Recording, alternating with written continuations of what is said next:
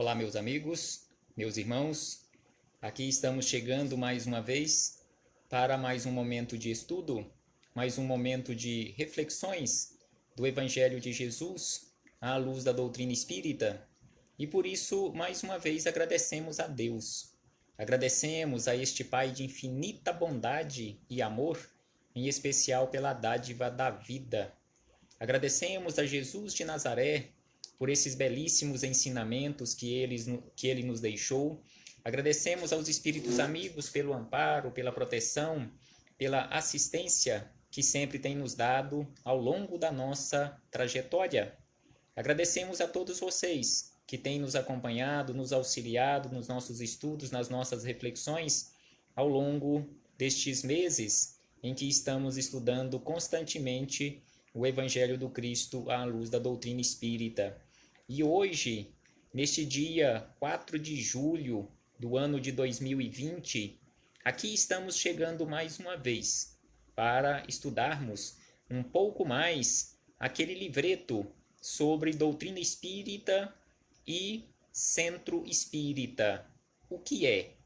Livreto publicado pela editora IDE, ou Instituto de Difusão Espírita de Araras, em São Paulo, de uma série sobre o Espiritismo que tem como título Papo Rápido. Ou seja, que são explicações rápidas acerca do Espiritismo e do Centro Espírita.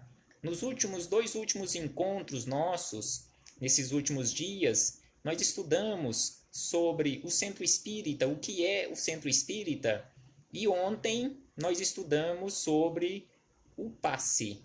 E hoje, os questionamentos aqui que continuam neste livreto falam exatamente também sobre o Centro Espírita. E aqui, neste primeiro questionamento que trouxemos para as nossas reflexões neste momento, está colocado da seguinte maneira, em especial para aquelas pessoas que não conhecem o Espiritismo e que em muitas situações têm até preconceito ainda contra o Espiritismo e contra o espírita, por não saber o que é o Espiritismo, por não saber o que se faz, o que acontece em um centro espírita. Às vezes o que ela sabe é de ouvir os outros falarem de forma equivocada em relação ao centro espírita. Porque, como já falamos de outras vezes, tem pessoas até os dias de hoje, com tudo que nós temos à disposição de todos, que nós temos aí disseminado pela internet em todos os lugares. Hoje você pode pesquisar sobre um determinado assunto, e sobre espiritismo você pode pesquisar em todos os momentos na internet, que você tem um material vastíssimo sobre espiritismo. Desde que você pesquise em fontes seguras, você terá informações também seguras sobre o que é espiritismo. Mas até os dias de hoje, como havíamos começado a falar, tem pessoas que têm medo, tem até medo de passar na porta de um centro espírita, porque ela acha que se passar ali na porta de um centro espírita, alguma coisa ruim vai acontecer com ela.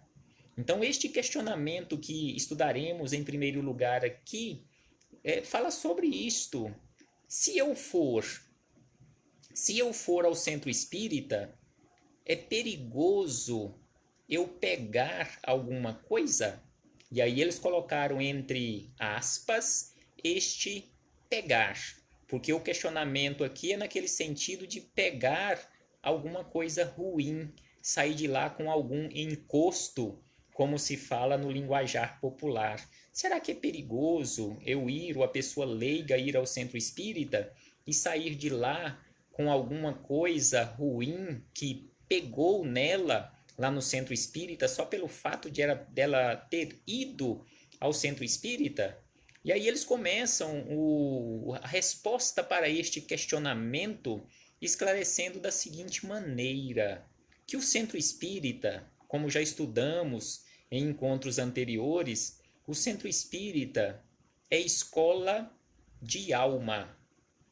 Ou seja, se você foi ao centro espírita com boas intenções, se você foi lá com boa fé, se você foi lá para aprender, se você foi lá em busca de esclarecimento, se você foi lá em busca de consolo, com certeza nada de ruim irá acontecer com você. O centro espírita é uma escola de almas. E como nós sabemos, o espiritismo é uma ciência. E como qualquer outra ciência, não se aprende brincando. Então é por isso que o centro espírita é considerado uma escola, e é uma escola de almas, uma escola para o nosso esclarecimento. E a finalidade essencial do espiritismo é a destruição das ideias materialistas e o melhoramento moral do homem. Então, a finalidade essencial do espiritismo não é combater nenhuma outra religião, como já falamos em encontros anteriores também, mas a finalidade essencial do espiritismo é esclarecer toda e qualquer criatura que queira e que esteja com disposição em ser esclarecida, em melhorar-se moralmente. O espiritismo contribui para a reforma da humanidade pela caridade.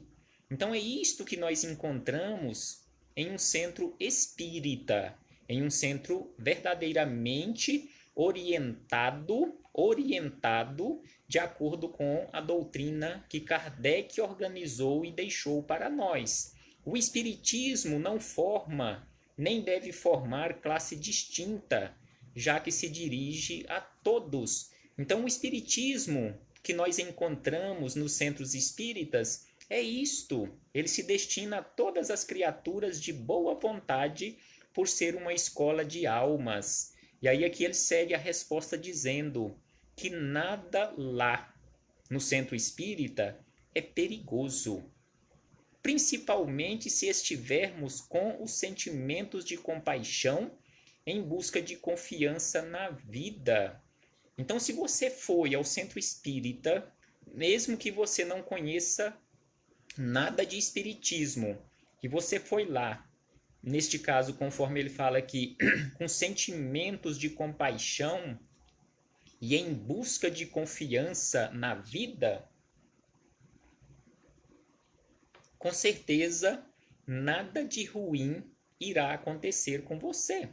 E aí ele segue dizendo o seguinte, que não é no centro espírita que se pega, mais uma vez entre aspas, esse se pega alguma coisa, como propôs a pergunta, mas em qualquer lugar você irá pegar, entre aspas, você irá pegar esta coisa que você está com medo de pegar no centro espírita, e você irá pegar em qualquer lugar onde permanecermos com os costumeiros vícios que nos conectam à negligência ou à perversidade moral.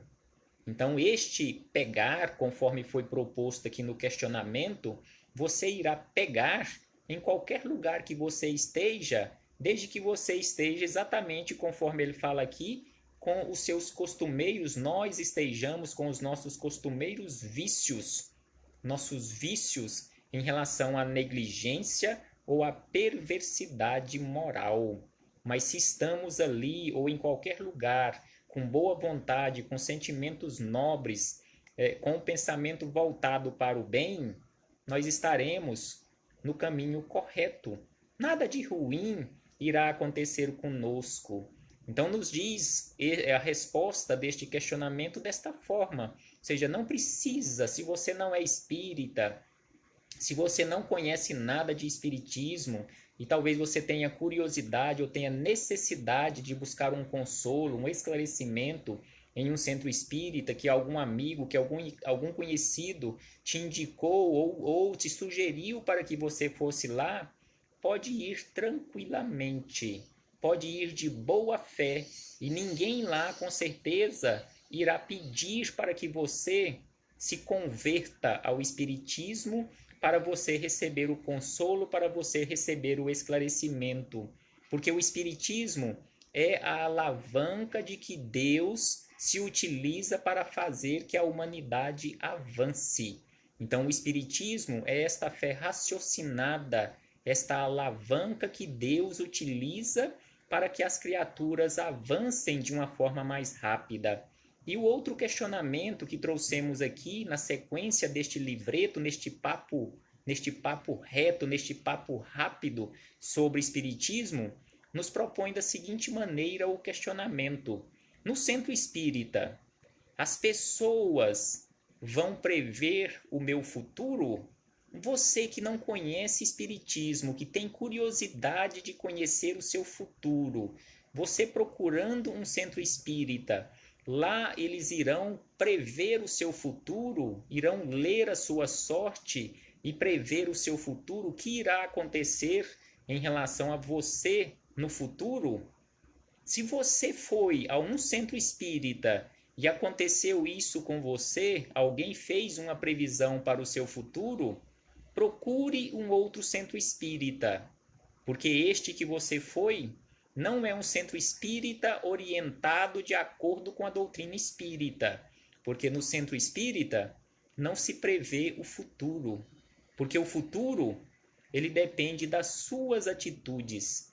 O futuro depende exatamente das escolhas que eu estou fazendo hoje. Então não tem como ninguém, nem mesmo os espíritos superiores, fazem esta previsão do futuro. É só nós lembrarmos da frase de Chico Xavier, que ninguém tem condições de voltar lá no passado e corrigir os erros que tenha cometido, mas que de agora para frente pode adotar atitudes diferentes e dar um futuro completamente diferente para a sua vida. Então o futuro está em nossas mãos. Não tem como eu prever o seu futuro. Não tem como ninguém pegar e falar para você que vai acontecer isto ou aquilo. Pode até falar que vai acontecer isso ou aquilo se você não mudar de atitude. Aí é fácil fazer essa previsão, porque se você tem uma vida destrambelhada, se você tem uma vida cheia de equívocos, como a maioria de nós ainda temos, adotamos uma vida cheia de equívocos, é fácil prever que no futuro bem próximo teremos problemas bem sérios.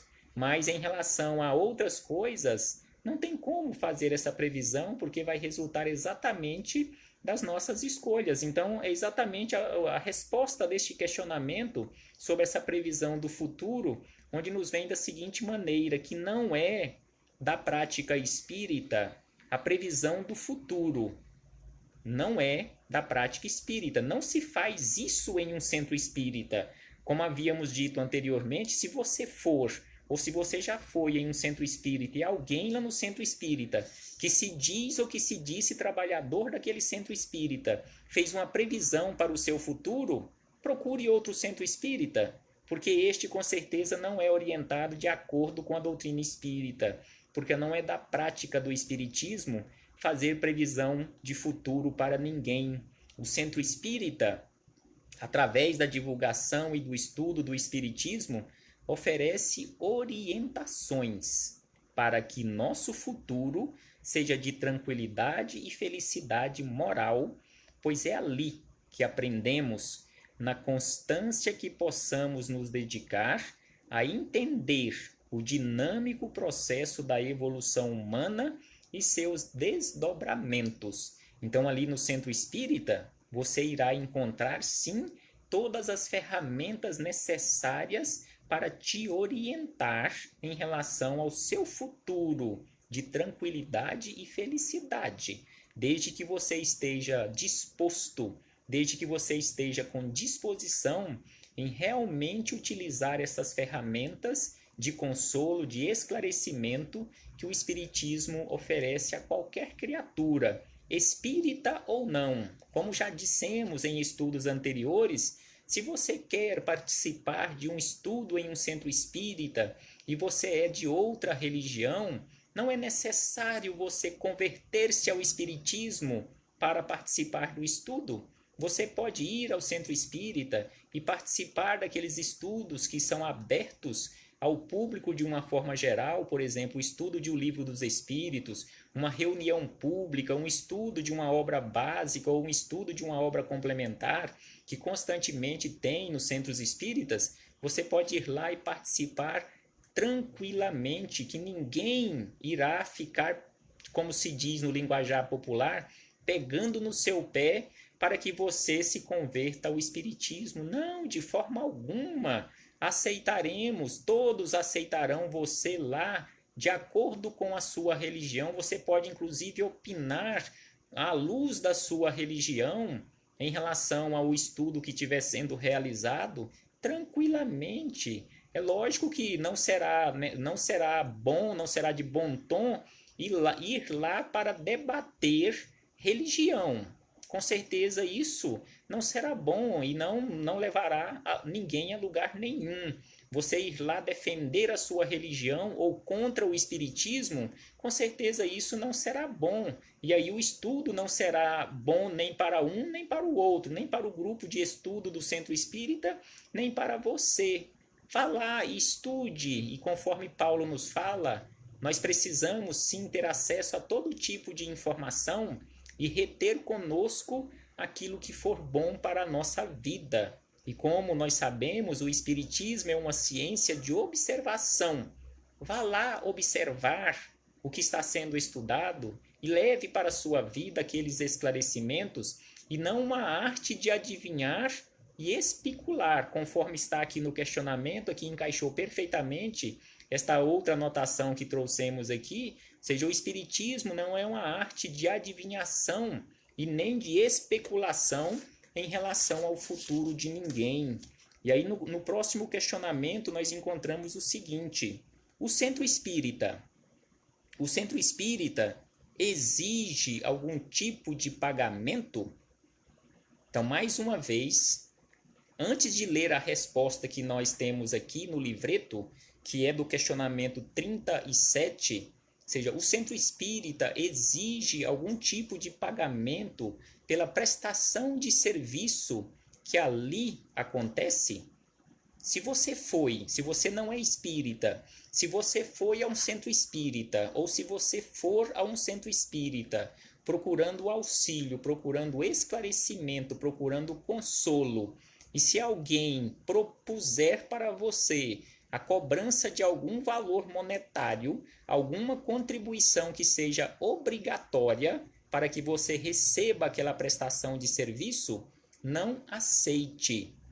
Procure um outro centro espírita sério, orientado de acordo com a doutrina espírita realmente, porque o centro espírita não cobra nada pela prestação de serviço nenhum, de forma alguma. No centro espírita, se fizer, é algum pedido espontâneo de contribuição espontânea para a manutenção das obras sociais, mas não é uma contrapartida, de forma alguma, uma contrapartida obrigatória para que você receba alguma prestação de serviço.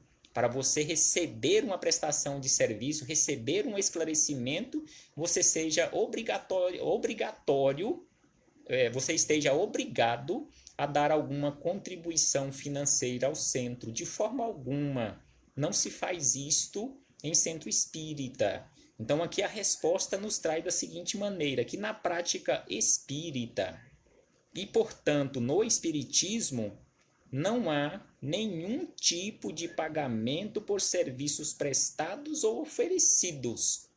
Nenhuma contraprestação.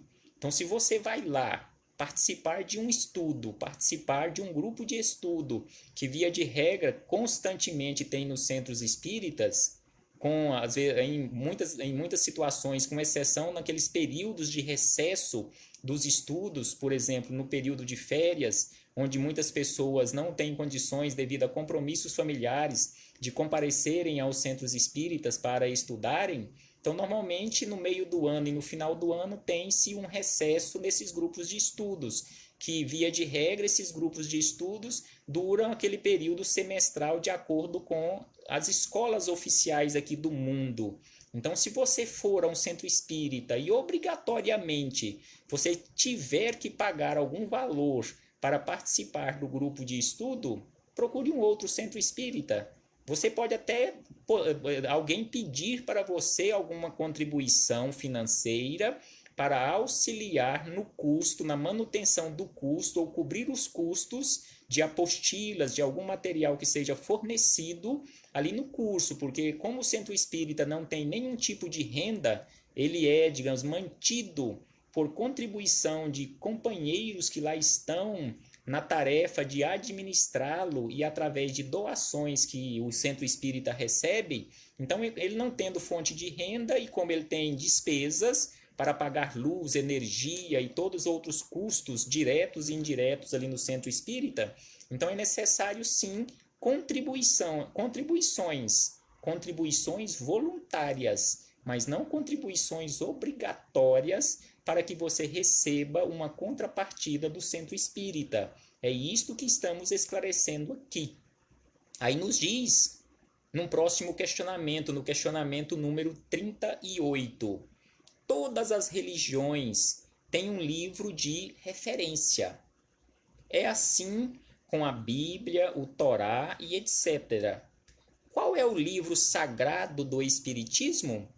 Ou seja, o questionamento é da seguinte maneira: no Espiritismo, existe algum livro sagrado? E aí a resposta vem da seguinte maneira: não há um livro sagrado no Espiritismo. O Espiritismo nos trouxe a chave para melhor interpretar e entender os ensinamentos antepassados de forma ampla e raciocinada, sem ferir os princípios de respeito e liberdade que professa, não impondo nada a ninguém. Ou seja, não tem um livro sagrado e não impõe nada a ninguém, é uma fé raciocinada, onde faz-se o convite. Se você quiser aceitar o convite, assim como Jesus nos convidou há 2000 anos e continua a nos convidar, vinde a mim, Jesus nos convida constantemente para irmos até Ele. Agora, fazer esforço para ir até Jesus, aí é conosco. Ele não obriga ninguém. Da mesma forma que o Espiritismo não obriga ninguém, não proíbe ninguém de fazer nada. Você é livre. Mas só que o Espiritismo nos esclarece sobre as consequências das nossas escolhas. É o que está nos falando aqui, ó. E aí, sobre esse livro sagrado, eles nos dizem aqui, ó, que em o Evangelho segundo o Espiritismo, encontraremos entendimento para muitos de nossos problemas, sendo a referência em termos morais do Espiritismo, e cuja base é o Evangelho de Jesus.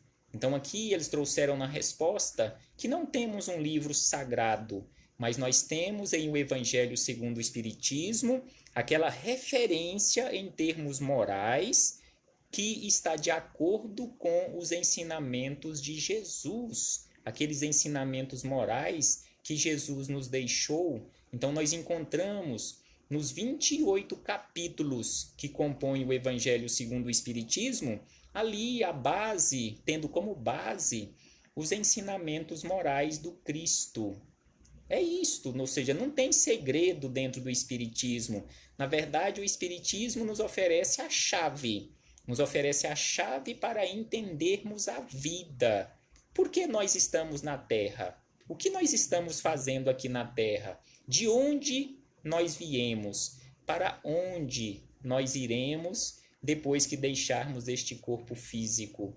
E ainda nós podemos fazer, e o Espiritismo nos respondem também esses questionamentos filosóficos em relação àquela questão: por que muitos companheiros de jornada nascem na riqueza? E por que tantos outros nascem na pobreza ou até mesmo na miséria? Por que uns nascem sãos e outros doentes? Tudo isto nós encontramos dentro do Espiritismo resposta para esses nossos questionamentos, respostas não de forma imposta, que é assim e pronto, e o resto é segredo. Não, aquela fé raciocinada, onde nos traz e deixa que nós pensemos por conta própria. Então, nós precisamos estudar constantemente, conforme nós encontramos no item 5 do capítulo 6 do Evangelho segundo o Espiritismo, sobre a necessidade de buscarmos constantemente a instrução, ao passo que devemos nos esforçar também constantemente para nos amarmos como irmãos que somos, irmãos de jornada.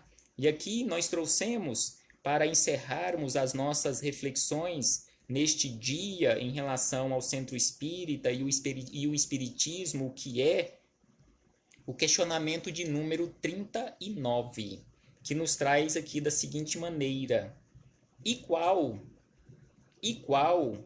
é o seu maior mandamento? Qual é o maior mandamento que nós encontramos dentro da doutrina espírita? Será que a doutrina espírita tem algum mandamento diferente do mandamento ou dos mandamentos que Jesus nos deixou, nos relembrou quando esteve aqui conosco, aqui na face da terra? Então, aqui a resposta que nós encontramos, que esses companheiros nos trazem, é da seguinte maneira, sobre este maior mandamento que nós encontramos dentro da doutrina espírita, ou o maior mandamento da doutrina espírita: a síntese apresentada por Jesus. Então, este é o maior mandamento da doutrina espírita, a síntese apresentada por Jesus, ou seja, o amor a Deus, o amor ao próximo e o amor a si mesmo. Referendada essa síntese apresentada por Jesus, referendada na prática pela máxima de que fora da caridade não há salvação. Então, este mandamento maior, quando Jesus nos fala, e Jesus foi questionado sobre este mandamento maior, e ele respondeu exatamente desta forma: amar a Deus, amar o próximo e amar a si mesmo. Dentro do Espiritismo, nós encontramos aí ele fala que está referendado dentro do Espiritismo na frase: fora da caridade não há salvação. Não é fora da igreja, não é dentro da igreja, igual muitos companheiros ainda defendem que para alcançar a salvação é preciso estar dentro da igreja, é preciso estar vinculado a uma igreja. E como nós encontramos nesta frase, fora da caridade não há salvação, e bem diferente daquela que fora da igreja não há salvação, ou seja, é possível perfeitamente você alcançar isto que conhecemos como salvação, ou iluminação espiritual, ou crescimento moral, e assim sucessivamente, fora da igreja, mas não fora da caridade, porque podemos perfeitamente praticar a caridade mais pura, mais bela, sem estar vinculado a qualquer denominação religiosa.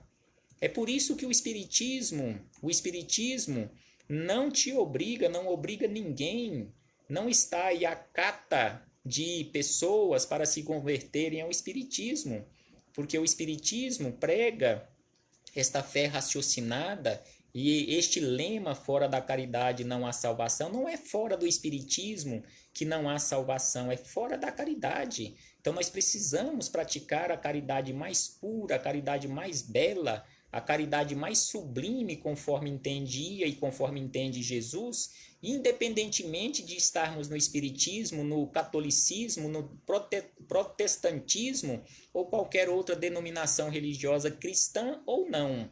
Então, podemos sim, perfeitamente, precisamos praticar a caridade independentemente da bandeira religiosa sob a qual estivermos albergados. Então, fora da caridade não há salvação.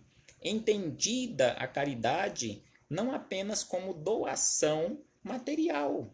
A caridade não é simplesmente doação material ou aquela esmola material que em muitas situações nós repassamos ao próximo, que tem muitas situações que nem chega a ser verdadeiramente uma esmola e achamos que estamos fazendo a caridade. E aqui eles falam, não é uma simplesmente uma doação material, mas a doação de si mesmo em favor da felicidade alheia. Então, a caridade, quando nós repassamos algo material a algum companheiro de jornada, é preciso ir algo de nós junto com aquela doação. Igual ele fala aqui, a doação de alguma coisa de você mesmo em prol daquele companheiro, a favor da felicidade daquele companheiro de jornada. Portanto, num conceito ampliado de caridade, em todos os sentidos. Então, esse fora da caridade não há salvação está ampliado esse sentido de caridade em todos os sentidos. E encerrando, eles dizem o seguinte: buscando ser hoje melhor do que ontem e amanhã melhor do que hoje, lutando sempre. Vejamos e ouçamos e prestemos atenção no final desta frase, lutando sempre, não contra os outros, não contra os erros dos outros, lutando sempre contra os vícios e as más paixões nossas. Então nós temos que lutar constantemente, não contra o mundo, não contra as outras pessoas, não contra os defeitos das outras pessoas, mas lutarmos constantemente contra os nossos vícios, as nossas más paixões, transformando estes ambientes ainda de vícios em ambientes mais saudáveis, substituindo os vícios que teimamos carregar conosco ao longo da nossa trajetória milenar, substituindo-os pouco a pouco por virtudes. Com certeza, esta é a melhor escolha. Este, com certeza, é o melhor caminho a ser seguido. Que possamos nos esforçar, independentemente de estarmos albergados sob a bandeira denominada Espiritismo, que possamos nos esforçar constantemente para praticarmos esta caridade. Lembrando que, fora da caridade, não é possível alcançarmos a iluminação espiritual. Não é possível nós crescermos moralmente, não é possível nós implantarmos dentro de nós, na nossa consciência, no nosso coração, aquele céu, aquele reino de Deus que nós dizemos constantemente almejarmos.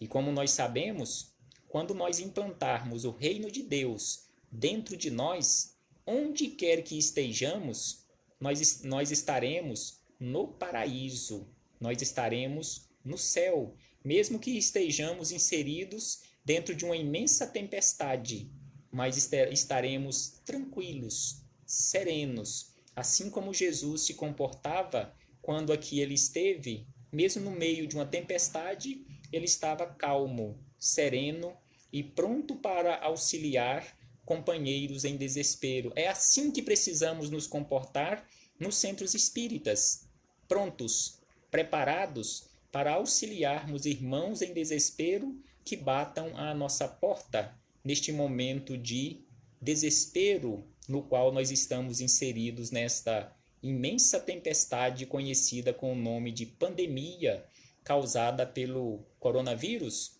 ou Covid-19. Reflitamos, meus irmãos, paz aos nossos corações e até a próxima oportunidade para darmos continuidade aos nossos estudos, às nossas reflexões. Paz aos nossos corações.